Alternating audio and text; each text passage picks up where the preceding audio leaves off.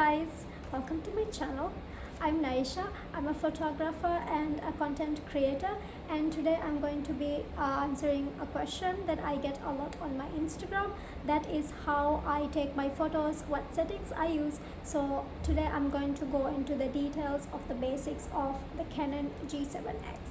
And we're going to talk about some tips and tricks that I use to make my photos better. The Canon G7X is not just a digital camera, it is a high-end point-and-shoot model by Canon, and it has gone viral for the last couple years, and I would say for good reason.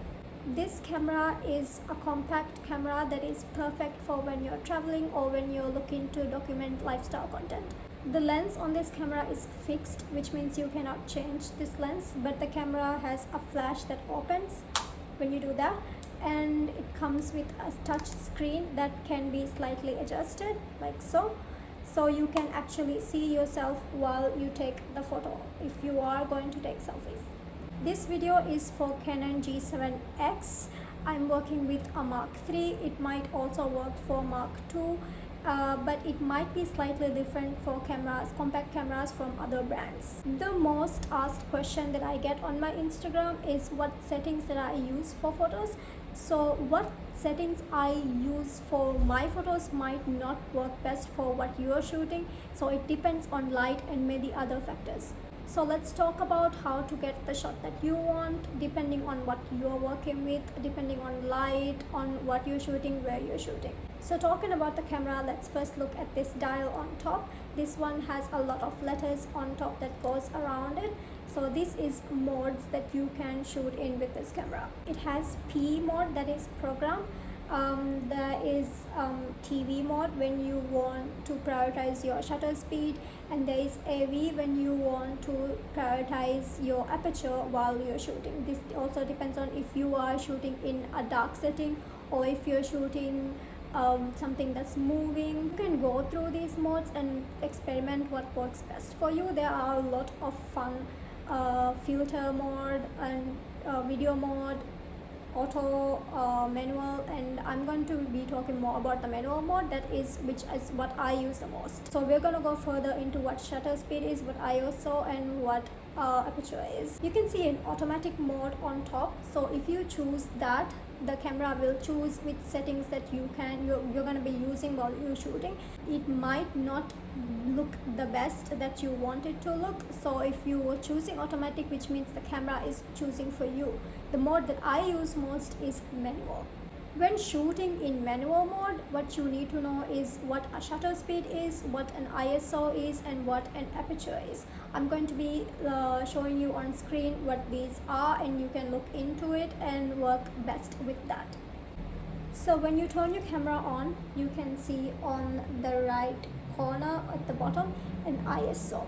So when you click it, you can see that you can scroll through it. So turning down my ISO will make the photo darker, but turning it up, the higher you go, it will make the photo brighter. But the brighter you go, the photo might look grainy. I'm going to go into this later on. And then on the left corner, you can see something that goes like 1 over a number. So when you go down, the photo will go brighter, but the shutter speed is going to be really low, which means when you click the photo, when you take the photo, if the object is moving, it might turn out to be more blurry. So the higher you go, the more faster the photo will be captured, which means the moving object will now be more in focus. And then there is aperture. That is how, like, if you want the background to be more blurry, or if you want to take the whole scenery. So this goes on for, like, if you want to take something very close up with the background blurred, you can go more lower on aperture, and if you want to take landscape photos, you can go higher up, but going higher up will also make your photos more dark. You can play with this and look at what works best for you. That is depending on if you're trying to take a still object, you can go to make the photo brighter, you can go lower on shutter speed, but you need to keep your camera very still if you're doing that. So ISO is how light sensitive you want your camera to be. So if you want higher light to get into the lens, you can go up, but it might make the photo look more grainy. So I'm going to go more details into that when I go into tips and tricks on how to work with the photos you take. Now let's look into the other settings. On the top right corner, you can see a little button with the letter Q. When you click that, you can see all of these many buttons. That is what settings that you can control in your camera. So we're going to start from the left side. So first button on the top that we see is focus methods. That is if you want autofocus, or if you want one point focus. So when you click all of these buttons, the camera display will show you what these buttons do. So when you choose the autofocus, it has face tracking in it, which means when the subject is moving, it will track the face and always keep the subject in focus. This is the use that I keep on, because if I'm shooting myself, I want my face to be in focus. So moving on to the next second button, that is also a focus method. It has two options, that is one shot and servo. So when you read this, you can also know what these buttons do. So one shot is for focusing on still subjects. That is if you are standing very still, or if you are shooting an object that will be still, you can choose this setting for the photo to turn out better. For servo, that is for focusing on moving subjects. If you are walking while you're recording, this will be the perfect choice for you, since this will focus on that. So going on to the fourth option, we can see image quality. So you can choose what kind of a photo that you want from your camera. So we're gonna learn what raw photos is, what JPEGs are. Now what's the difference between a raw and a JPEG file? So a raw photo is an unprocessed photo that is coming out from your camera. It has more potential to be edited the way you want after, if you want to edit the photo. A JPEG is a compressed version of this. It doesn't have that much room to be edited because it's not that big of a file, but you can still do filters and slight adjustments on these photos as well. I will shoot in raw. That is because I like to give my photos a little bit room to be edited. If there's an object that I want removed, that I don't want to be in frame, I can just go into Lightroom Classic and I can remove that object, or I can play with the colors more and make my photos look the way I want it to. The next options are for movie recording sizes and stuff. That is if you're recording, you can always go to the video mode on here and you can choose which size of recordings that you are looking for. So if you look at this movie recording sizes, you can choose which works best for you. Moving on to the right side of this camera settings, when you go to the right side of this screen, you can see on the top second button, that is AWB, that is auto white balance. Now a white balance is if you want your photos to be more warm or more cool tone, if you want more blue, or if you want more yellow in your photos. In the white balance options, you can also see a lot of options. The camera already gives you the white balance that you might need. For example, if you're shooting in a fluorescent light, or if you're shooting outside or in a shady place, it will give you what balances that you can use. But what I like to use is the manual on this as well, so that I can control if I want my photos to be more warm tone or more cool tone. So when you scroll, you can see a button with a K and numbers. So I click that and then it will show you color temp. So set color temp.